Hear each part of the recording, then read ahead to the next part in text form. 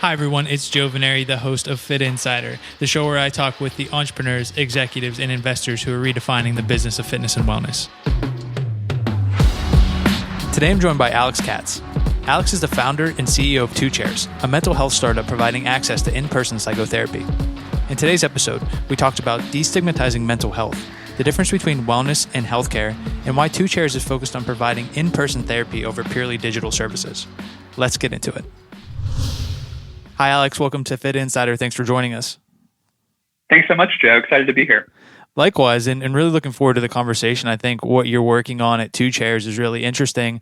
And to kick things off, can you just tell us about the company, the problem you're trying to solve, and where you are in the process today? Absolutely. Yeah.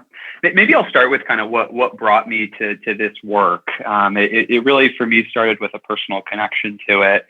It came from originally seeing my partner attempt to navigate the mental health system in a time of need.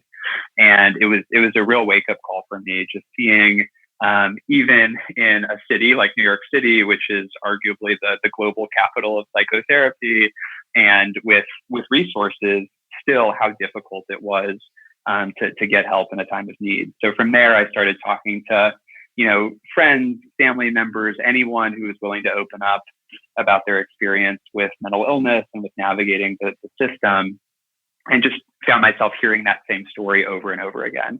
The way that I kind of summarize the problems of the mental health system at a high level are: one, stigma.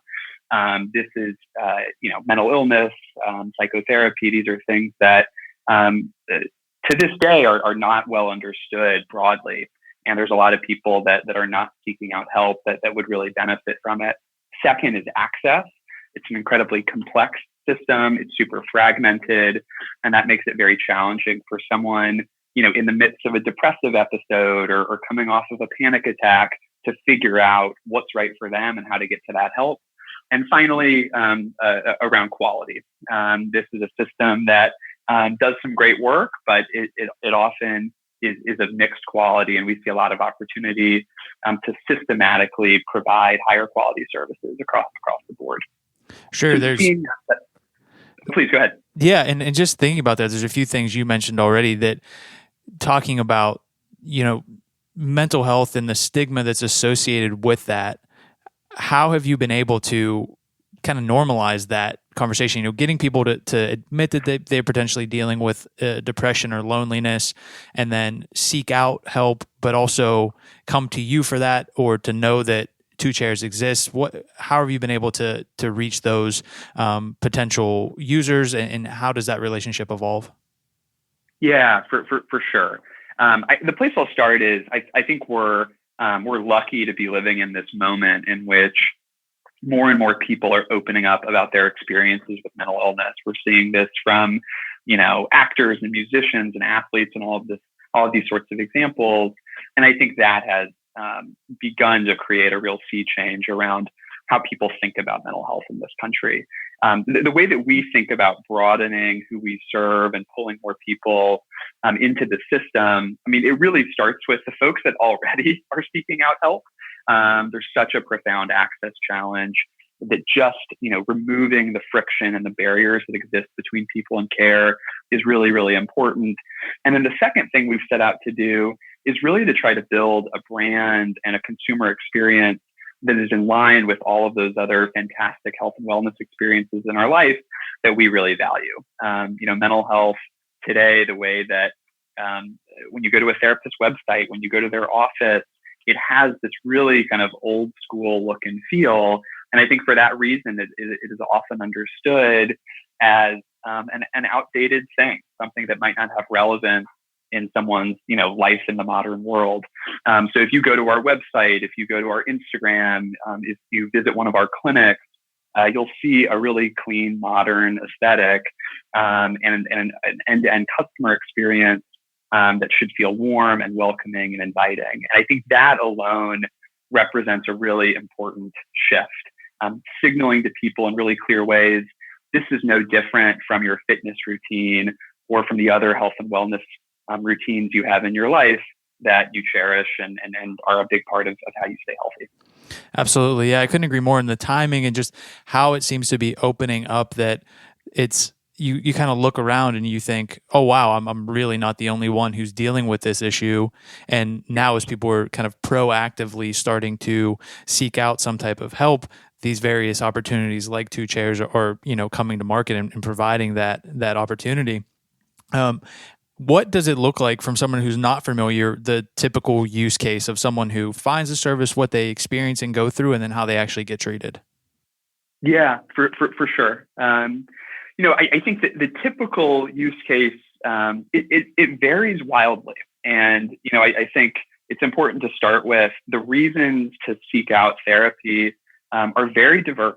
We see people coming to us for relationship issues, for social anxiety, for work stress, for eating disorders, for bipolar, for substance use issues, et cetera, et cetera.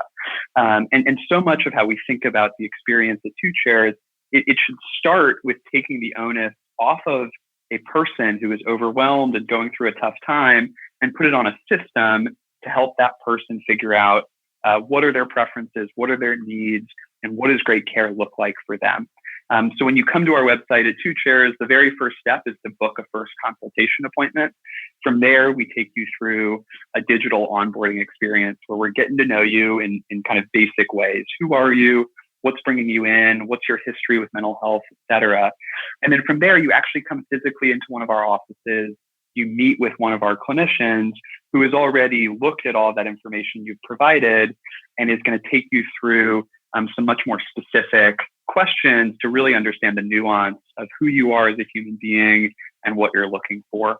All of that data then gets fed into software that we've built that helps us, conceptualize the case and match you with a therapist who's going to be a great fit for you. And that matching process we think of as being one of the really kind of unique contributions that we're making to the field and a real differentiator relative to other mental health systems.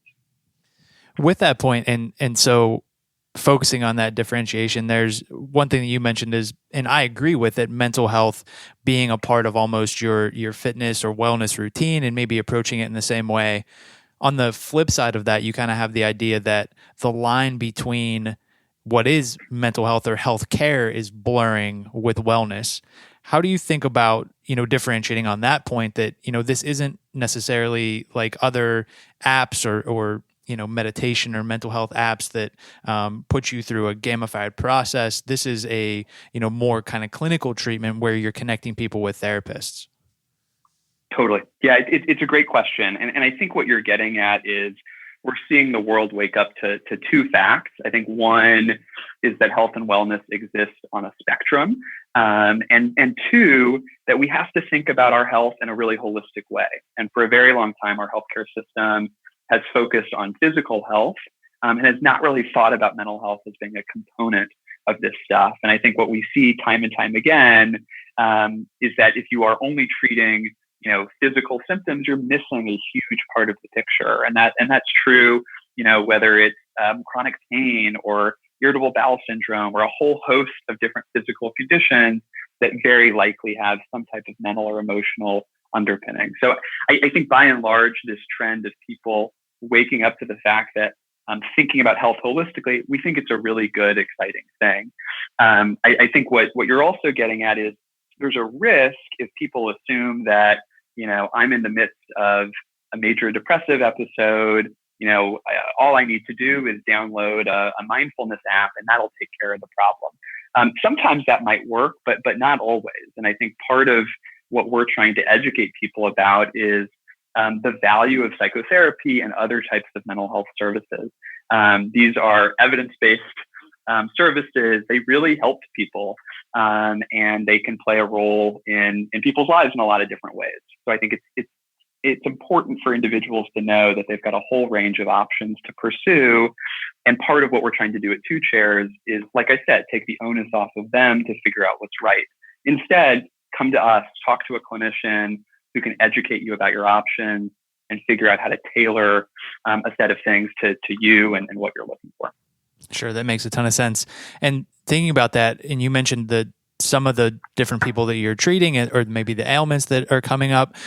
How do you think about the target audience? I mean, maybe as we mentioned earlier, mental health is kind of becoming a little bit destigmatized. Certainly, there's a lot more work to do, and millennials who live in kind of urban centers are more willing to seek out this type of care. Is that the type of people that you're seeing, or is it across the board? Yeah, it's a good question. It ranges significantly. So, some probably good context for your listeners would be Two Chairs today operates 7 brick and mortar psychotherapy clinics all around the Bay Area. So we have locations in San Francisco, Oakland, Redwood City, and San Jose. So today we're very focused on the Bay Area. And I think we've seen as we grow throughout the Bay, into different types of geographies, more dense urban settings, more suburban settings, the range of folks we serve continues to broaden. So our aspiration is to build a mental health system that can serve literally anyone who walks through its doors. And we are seeing that, begin to come true. We're seeing people of literally every age, starting at 18. We do only treat adults, but it goes all the way up in the 70s. We're seeing people with a wide range of ethnic backgrounds, identities, and then, like I said, needs, whether it's depression or anxiety or stress or relationship issues, et cetera. So, the mission here is to create a lot more access to exceptional mental health care, and we're well on our way to doing it. And over the next several years, the intent is to continue broadening who we serve in a geographic sense, and in terms of the types of services we offer. Sure. And how, to the extent that you even know to this point, I'm sure it's part of the process and onboarding, how are people finding out about you? Obviously there's the marketing that you can do, but something like this, maybe given that you're in a targeted geographic area, is there, kind of community or grassroots marketing that you're doing, outreach, and just getting people in the door? Yeah, it's a great question. So today, people hear about Two Chairs largely in a few different ways. The most common way by far is just word of mouth referrals. So in other words, current or past clients are telling their friends and family about Two Chairs and sending them. And that's obviously really exciting for us. The fact that the folks that we have, served in really specific ways, that they're, passing the word along and sending the people in their lives that they're closest to Two Chairs, that's really, really exciting for us. A second common way that people find us is through their primary care provider or a different healthcare provider in their life. So we're doing a lot of work to educate different types of healthcare providers about mental health, about how to think about integrating it into their own practice, and helping them think about how to get people to the right place. There are certain things that a primary care provider can do for someone with a mental health concern, but there's things that you can't do in a primary care setting, and it therefore makes sense to send them to a psychotherapist or a different type of mental health clinician. And then the final thing I'll point to is we're doing a lot of pretty classic direct-to-consumer marketing. So we've learned a lot from all the great health and wellness consumer brands that have been built over the last decade. And that means we're doing stuff online, digitally. It means we're getting out into the community, to your point. So, one cool example there is we do presentations at companies all around the Bay Area where we'll come in and educate a team or a company about themes in mental health. It could be, how to manage stress in a workplace, for example.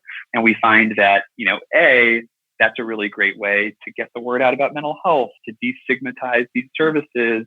And B, it's a great way to promote Two Chairs and build a brand in a really grassroots way. Yeah, I think there are a couple really unique insights in there that it could be easy to gloss over. One you mentioned earlier on was the fact that something that you're bringing to the table in terms of standing out is, this software that's connecting people to their therapist. So that's differentiating you potentially in the landscape. The other thing that just came up was that as a way of marketing, you're going to the primary care, the doctors, and kind of explaining your services and getting connected to people and users that way. And then also doing what may seem like it, maybe underestimated, just going and doing kind of like lunch and learns and presenting and talking to people. Have any of these things, are you kind of looking at them and leveraging it as like, this is a path forward to us that might not be obvious from the outside looking in, but is a huge opportunity in terms of continuing to grow the brand and the company? Yeah, I think the thing I'd add here is these types of grassroots efforts, I think, don't make sense for every consumer business, right? If you need to sell a ton of T-shirts over the internet, this might not be the most scalable channel. For us, the reason it has worked so well, I think, gets back to that point about word of mouth. We're finding that if we can bring one person into the system, we know we're going to provide them with an excellent experience. Our net promoter scores are off the charts. We're retaining clients through a full course of care. We're really, really confident in this system we've built. And then we see, the result. The result is someone feeling better, accomplishing goals, and spreading the word about Two Chairs. So even just a single event can have a really, really big impact on our reach and on the business.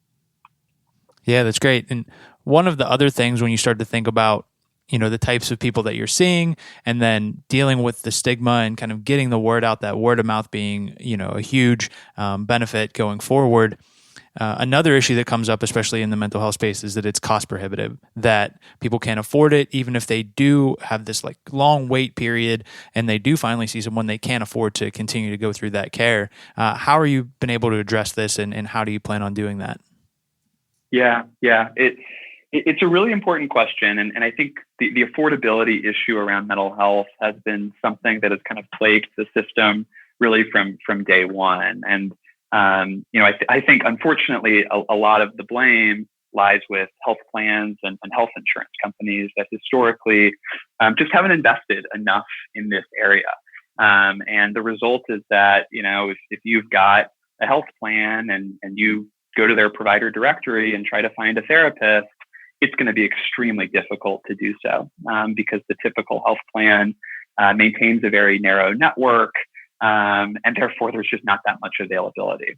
Something I hear from folks all the time is I called dozens of providers that were in network for me and couldn't reach any of them. The underlying reason is nationally 80% of therapists don't accept any form of insurance. Right. And in metro areas like the Bay Area, we believe that number is substantially higher. So that's kind of the system level explanation of what people are probably experiencing on the ground anecdotally. What we're trying to do about that, I think, starts with helping people navigate the system in as easy a way as possible. So this might sound trivial, from the perspective of other consumer industries, but we put our price on our website and we try to make it very, very clear, what a course of care would look like at Two Chairs. When you come in for your consult clinician is going to talk to you about that. They're going to ask you about your affordability concerns. And if you've got some, we'll problem solve with you and think about, how do we think about the frequency of your sessions? How do we think about the total length of a course of care, et cetera? In other words, our clinicians are trained to be a partner to you to figure out what's everything we can do to make this work for your budget so that you can see all the incredible impact that therapy will provide. The second thing we do is we help people utilize their out-of-network benefits. So if you've got what's called a PPO plan, you've got out-of-network benefits. A lot of people don't know that. They don't know how to use them. And we've invested in both building technology and a care coordination team that is here to help you understand those benefits, estimate what your out-of-pocket cost is going to be. And then finally, we're actually submitting the claim directly to your insurance company on your behalf. And, if you have had experience trying to do that with a therapist in the past, you probably know this is a process that involves buying stamps and envelopes and printing out forms and fighting an insurance company all on your own. So simply us submitting those claims on your behalf, it's a big deal, and our clients have responded to it really well. So those are some of the things we've done so far. And, has that solved the affordability challenge for everyone in the Bay Area? Almost certainly not.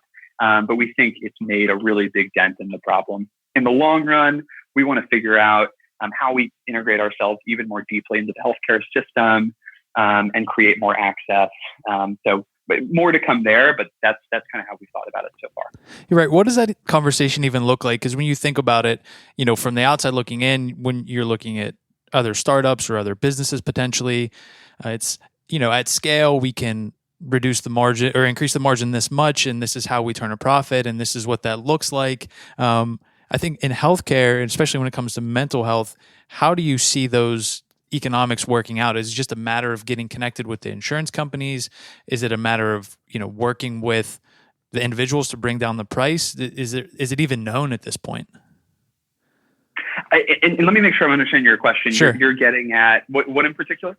That in call it a typical business, you can see that, when we get to call it scale, whatever scale might be, the production run, it decreases this much, our margin increases this much. So we're able to increase our profits by doing this.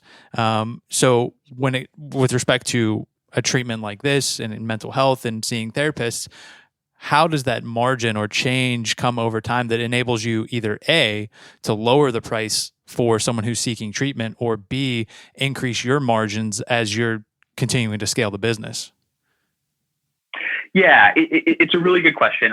The way I would kind of frame this is the business as we've built it today is really healthy from a financial perspective. And, I think our goal here isn't to just continue to grow margin into the long run. Our goal is to build a high quality outpatient healthcare services business.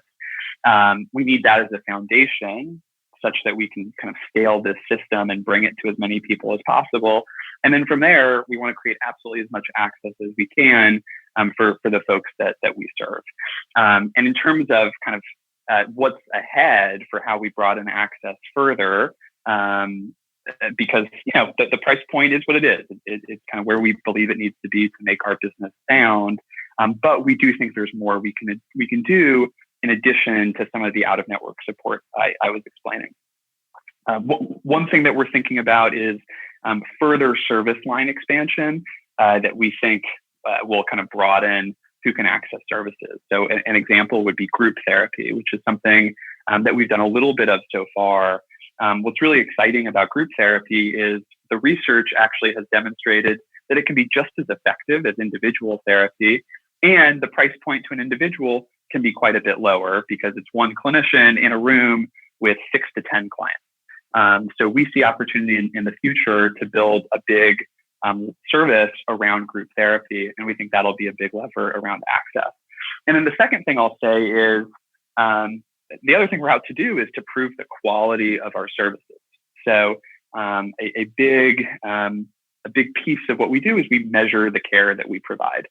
So at every single session, we're checking in with our clients about their symptoms, about their relationship with their therapist, et cetera. And part of the point of that data is to demonstrate to clients, to health plans, et cetera, that we're creating value, that we are efficiently getting people to great outcomes from care. And, the belief is that will compel a client, that will compel a health plan to invest more in mental health if we can demonstrate that there is real output and outcomes from the investment. Absolutely. And you may have touched on this a little bit there. Taking this and putting it through the lens of the business to this point, you've raised nearly $30 million in funding, some A-list investors who have joined you along the way. What is the pitch or presentation that you're making to them to say, not only is there a need for this and an opportunity to build this business, and this is the great quality of care that we're going to provide, but here's what it looks like for you as an investor who, seemingly at some point wants some type of return and wants to be involved as you scale the business?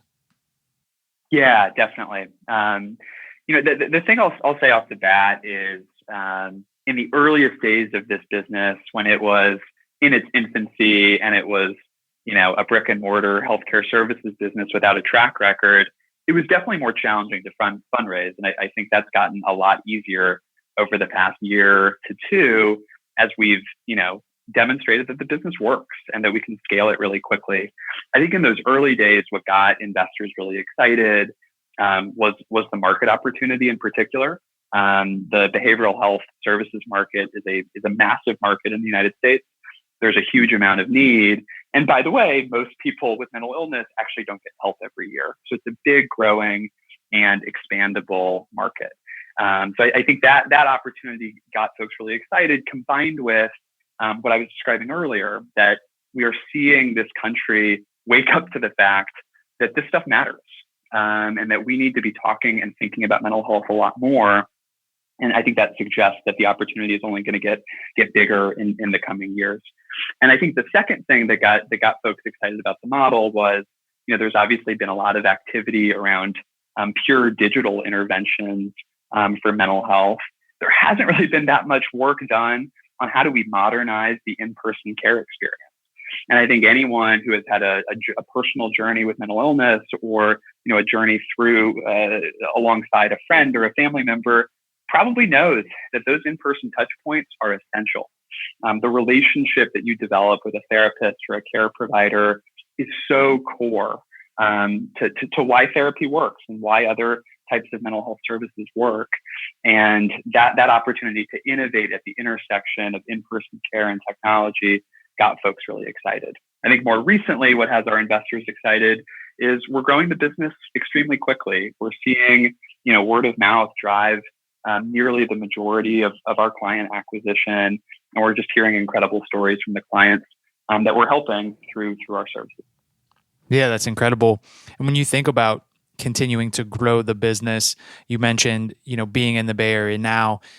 In your mind, is it a matter of saturating a specific market? Is it focusing on the different urban centers that may be somewhat predictable in terms of like a New York, or is it some combination of both potentially? Yeah, it's a really good question. It's something we think about a lot, and I think the simple answer is, in the long run, we want to take our model to every metro area in the country. We know that that's going to take time. The services we provide, they're operationally complex. It's extremely important to build the team in the right way, build culture in the right way, have the right systems that make sure that we're ensuring quality as we grow the business really quickly. So, I think over the next couple of years, you'll see us start to go to new markets outside of the Bay Area. You'll also see us continue to go deep into the markets we already serve. We've seen so much benefit in the Bay as we've begun to kind of build broader and broader awareness across this metro area. It just has really great effects on the team culture, on the word of mouth, on the operational efficiency of the business, et cetera. You mentioned so many things there in terms of what goes into it, and even earlier on, having one brick and mortar clinic, trying to get investors, now looking at, as you scale beyond the Bay Area, the kind of intricacies that go into what you're doing, versus potentially another startup where, you put something online, you're creating a simple landing page, website, app, and you're able to kind of scale it exponentially. What was it, your journey like throughout this process, having to learn the ins and outs, understanding the compliance that goes along with it, being, so kind of deeply involved in somebody's, not only their personal life, but their health. How were you able to navigate that? And what has that been like as you've grown the company? Yeah, it's really important. And it's something, what you're getting at is, it's something that most startups kind of don't have to think about, right? The old Facebook saying of move fast and break things. That's a terrible way to think about healthcare. And I think for a long time, it's deterred folks from starting companies in this space. The way that I've thought about it is, from the very beginning of thinking about what this could become, it was about seeking out really, really talented clinicians and clinical leaders that could partner with me to think about, what should this system look like? How can we ensure that the quality and the rigor of our care is where it needs to be? Where should we innovate? Where should we be willing to kind of rethink dogma? And where should we just follow best practice? I think there's a lot of nuance in how you should think about that. And when it comes to compliance in particular, it's a thing you have to take really seriously. The way that I frame this to our team is, we have an immense responsibility here. We literally have people's lives in our hands. People are coming to us looking for help with some of the most sensitive problems that they're confronting in their lives. They're sharing things with their therapist that maybe they've never shared with anyone else ever.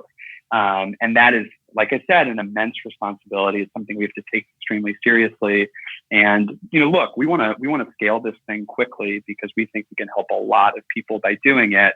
But if in the course of growing the organization, we sacrifice on quality, it's basically all for naught. So it's just very, very important to keep quality, keep compliance extremely top of mind. And with that in mind, how have you approached growth? I know one thing, you kind of talked about was maintaining the quality and saturating, the Bay Area. But in terms of just growing the team, scaling operations, hiring, how have you approached that? How are you thinking about that given some of the complexities that you're dealing with? Yeah. Hiring has been a lot of fun for us. I think something that's very unique about Two Chairs is we have to be world class at so many different things, right? The typical software business, they need to be good at product and engineering, and a lot of the other stuff, if you're good at that, takes care of itself. At Two Chairs, we have to be good at product and engineering, but we also have to be good at marketing. We have to be good at real estate. We have to be good at clinical service delivery, clinical program development, just a really wide variety of things. And that has meant that we truly need world-class people in every single one of those functions that I mentioned. So, we've moved quickly, we've recruited quickly to make sure we're on the trajectory we want to be on. But we're also being really thoughtful about who we hire and thoughtful in terms of their addition to the culture. That's something that is it's non-trivial at this type of company where you've got, for example, therapists and software engineers under one roof. The median therapist and the median software engineer they're just really different people, and building a culture, building a shared sense of purpose across that type of diversity, that's a tough problem. And for us, it starts with hiring. It starts with finding people that are just profoundly oriented around the mission. They've been touched by this mental health system personally, and they're so hungry to change how it works. And they're so excited about collaborating with people that come from all walks of life, think about the world very differently, and believe to their core that we will not be successful without people from all of these different types of backgrounds collaborating together. Yeah, it's such an interesting group that's all working together. Can you share a little bit about what does the makeup of the team look like? You mentioned, kind of software engineers and therapists. What does that look like in terms of the numbers, or even maybe the teams that are all working together to produce this product? Yeah. So I guess to kind of give you a quick high-level view of how we organize ourselves, we've got a product and engineering group, we've got a marketing group, an HR and people group, finance. And then the two things that are somewhat specific to Two Chairs are a clinical programs team, super cross-functional team, people from clinical research backgrounds, software, data science, design, et cetera, that are working together to kind of design and implement the programs that make us really unique. So things like our matching system, things like our approach to measurement-based care. And then the final organization is our clinical care group. So those are our therapists at each of our clinics, our clinical leaders overseeing those teams. And the way that we like to think about this is our programs team, our product team, they are here to serve our therapists and to serve our clients. Putting the tools and programs and systems and processes in their hands that they need to be really successful from a care perspective. And a really fundamental belief we have here is if we set up our therapists in all the right ways, they're going to do exceptional work, and that's going to solve for just about every problem we'll ever have. If we're delivering high quality care day in, day out, that means we'll have a great brand. We'll be pulling a lot of clients into the system.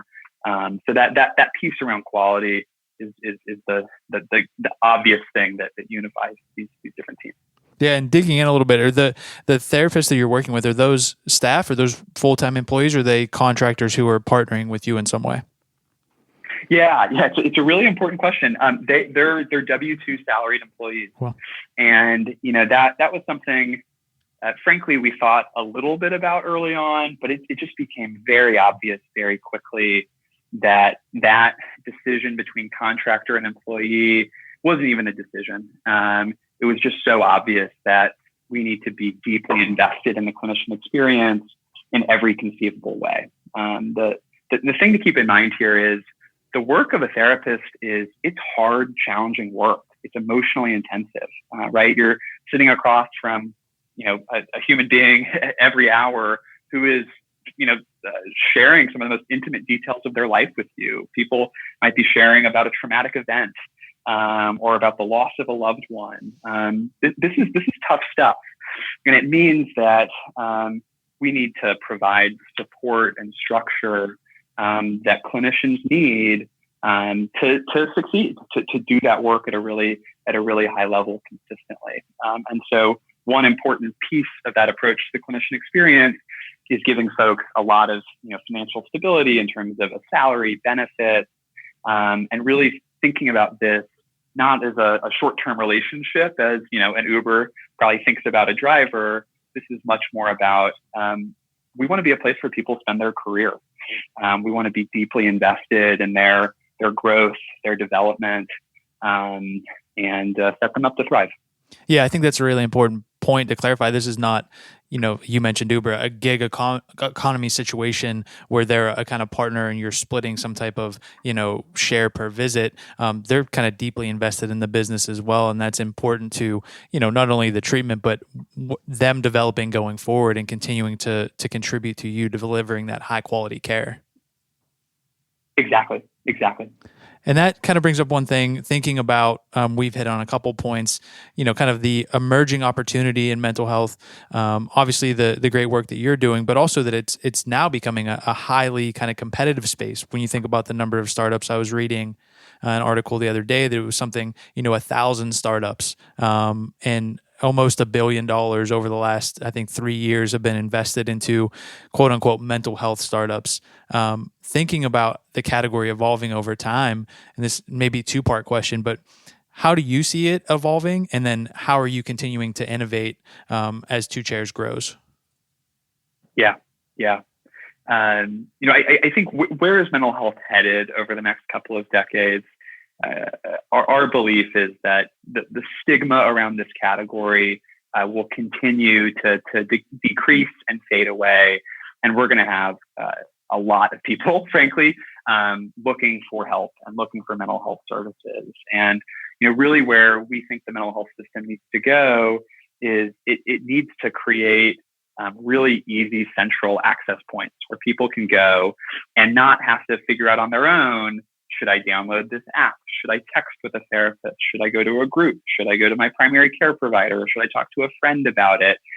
We think where this is headed is, a much more integrated care experience that combines the best of in-person care and touch points with digital interventions, digital touch points, et cetera.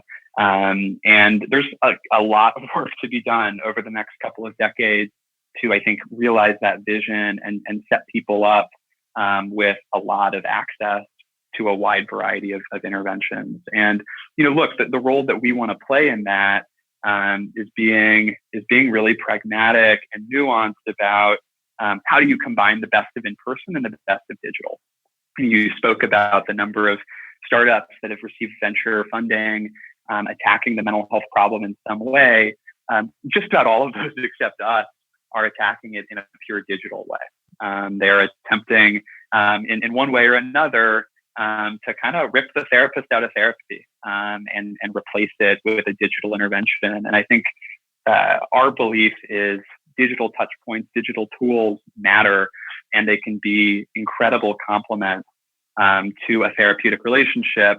But that relationship has to remain at the core of care. When you think about what is therapy, it's a healing relationship. And, that's why we care so much about matching and care so much about measurement. It's all about how do we get you to the right clinician? How do we make sure you form the right relationship? And then what are all the things we can do, building on top of that foundation? And in terms of kind of how we want to continue to innovate, I'm kind of beginning to hint at that. Really, it is today we're an individual psychotherapy business, and in the long run, we want to build out really a whole set of mental health services. Many of those will continue to be in person. Many of them will also be digital or have digital components.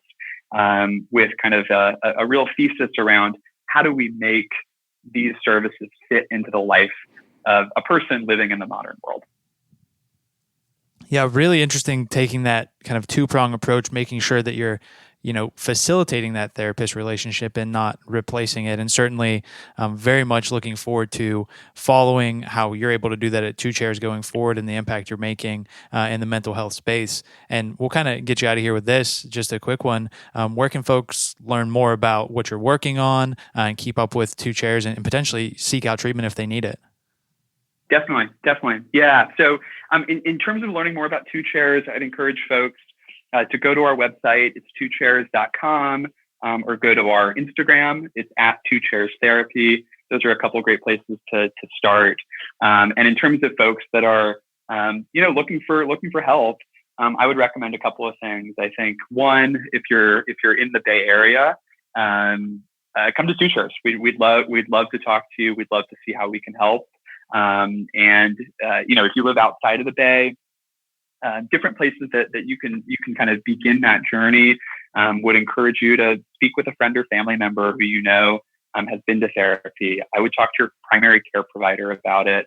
If those two don't work, I would go to Google and start there, call people. And the advice I always give is don't commit to working with the first therapist you talk to. The fit, the relationship is everything. And it's going to take a little bit of upfront work, but it's worth talking to a few folks before you really commit and do the work with them. So yeah. Yeah, that's great advice. And I think it's really important work that you're doing. And I appreciate you taking a few minutes to tell us about it today.